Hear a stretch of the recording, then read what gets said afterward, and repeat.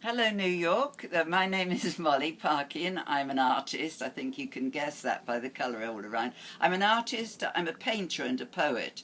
And I've done many things. I was a fashion editor on Nova, Harper's, and the Sunday Times all the way through the 60s. I see that as a wasted decade, actually. My painting muse had departed, and so I, I was asked to do what I've always done naturally, that is dressing up. I've got an absolute flair for dressing up from my granny's uh, lumber sort of room, rubbish room, where she couldn't ever throw anything away. And I used to go up there. I was brought up in a Welsh valley, not far from where Richard Burton and Tony Hopkins and Tom Jones came from. I was top of the valley, rather more primitive, and they were in Port Talbot.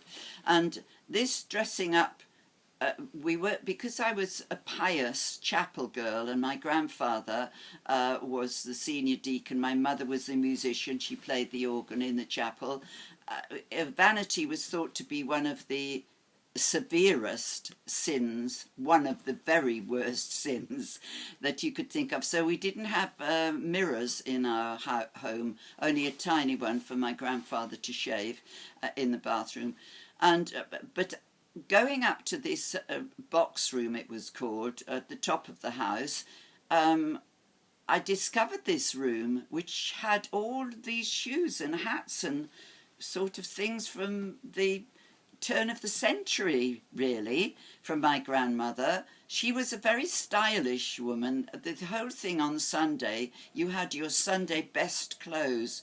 And I liked that premise, that you would put clothes from the vest and the knickers and the socks and shoes all the way out, and the hats and the brush for your hair was Sunday clothes.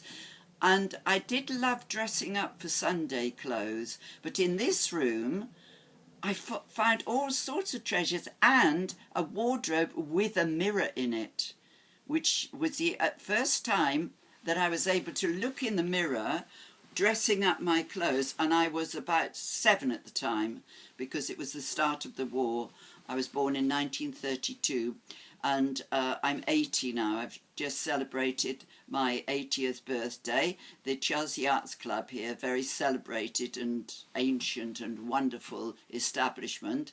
I lived 5 doors away from there and brought my children up there in Old Churchmead, because I was made a member by my art tutor when I left, having done 5 years at art school as a painter. He made me a member, and it was full of ancient painters, wonderful, eccentric. Augustus John and Dylan Thomas started that club, and I was made a member there when I was 22, and now I'm 80, so I'm the oldest living member.